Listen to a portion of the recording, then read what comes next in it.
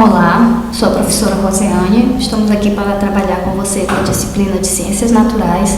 Estamos gravando agora o primeiro vídeo do 6º ano do Ensino Fundamental 2. Neste primeiro bimestre, iremos começar trabalhando com substâncias químicas, misturas, materiais e transformações químicas.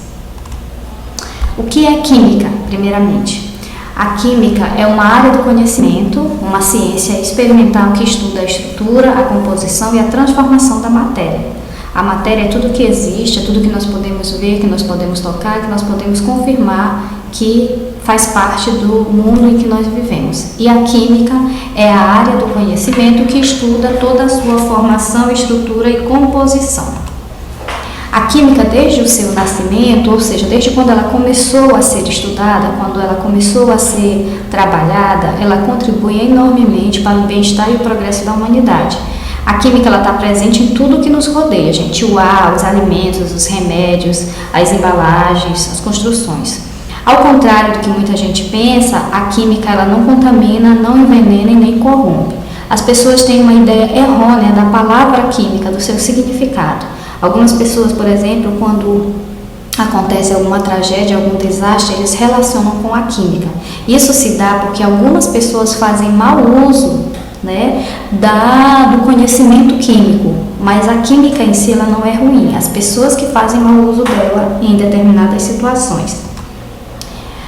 Falando de matéria, nós podemos dizer que matéria é formada por moléculas, e essas moléculas elas são formadas por partículas bem minúsculas que nós conhecemos por átomos. Átomos, eles são as menores partes da matéria, é como se você pegasse algo e fosse dividindo até não conseguir mais dividir. A menor parte que você encontra, ela é chamada de átomo. Esses átomos, eles se juntam para formarem moléculas. Eles podem se juntar com átomos do mesmo elemento químico, ou seja, átomos iguais, ou com átomos diferentes. Em ambos os casos, forma-se o que nós conhecemos por moléculas.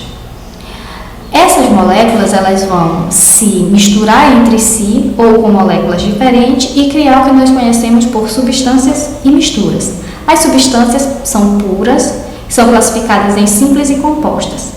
E as misturas são classificadas em homogêneas e heterogêneas. Então, nós temos matéria que se subdivide em substâncias e misturas. As substâncias podem ser simples e compostas e as misturas podem ser homogêneas ou heterogêneas.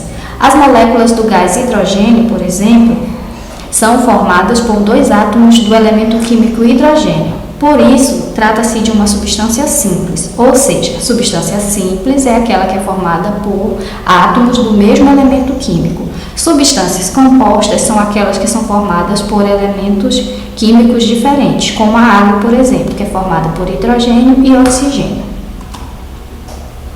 Substância pura é formada por átomos de um único elemento químico. Substâncias compostas, formada por átomos de mais de um elemento químico.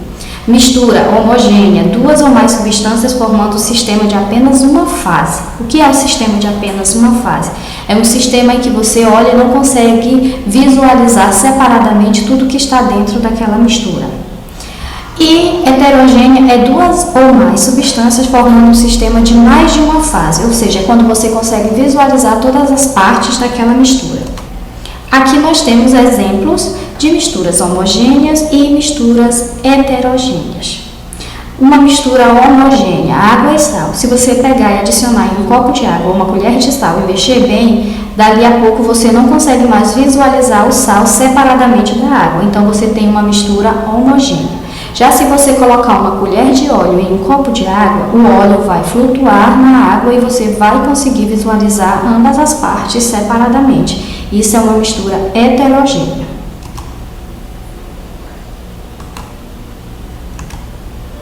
Aqui nós temos mais exemplos de sistemas homogêneos e sistemas heterogêneos. O copo de água é um sistema homogêneo, a barra de ouro é um sistema homogêneo. Você não consegue visualizar as partes separadamente. Já do outro lado nós temos sistemas heterogêneos, água e óleo, que já foi citado anteriormente, e água e gelo. Apesar do gelo ser água em estado sólido, você consegue visualizar separadamente o gelo da água no estado líquido.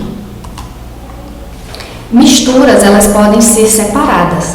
Então existe algo chamado separação de misturas, que é um processo utilizado para separar duas ou mais substâncias diferentes.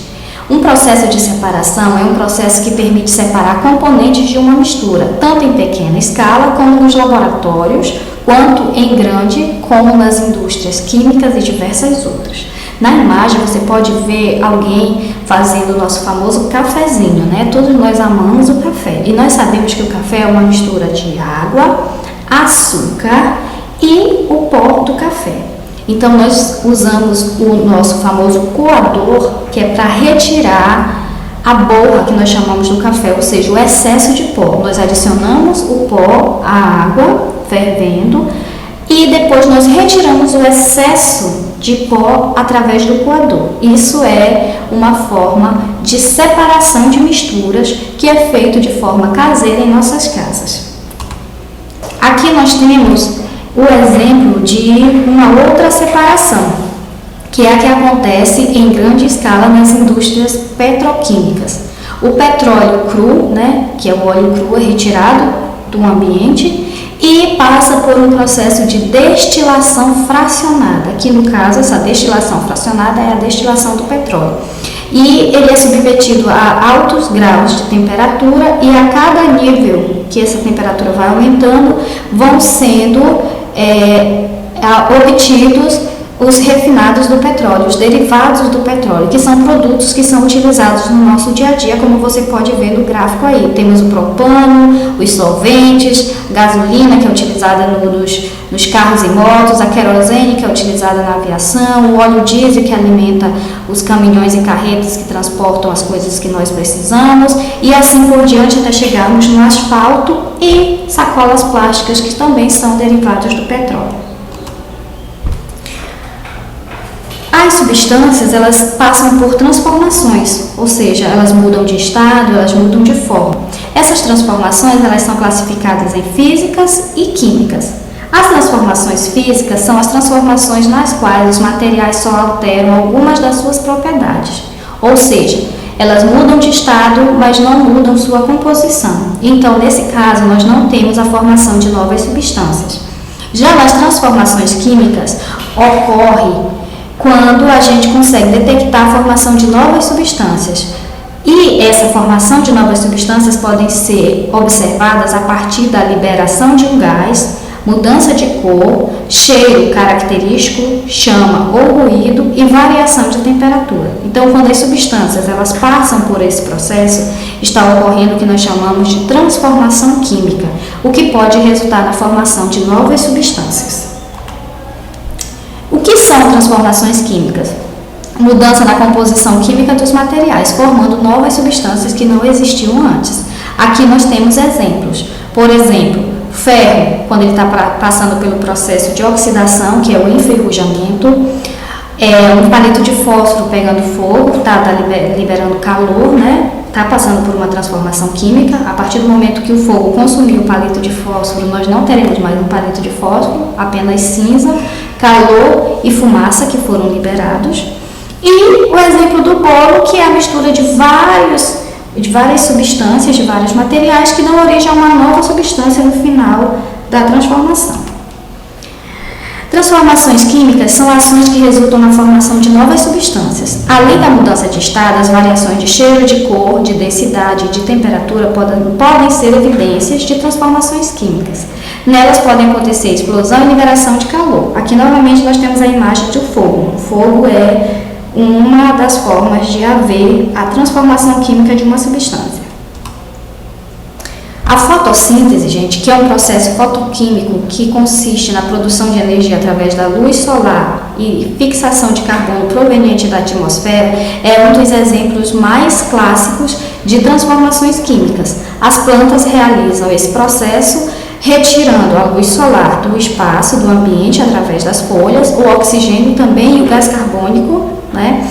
E elas absorvem a água e sais minerais através das raízes.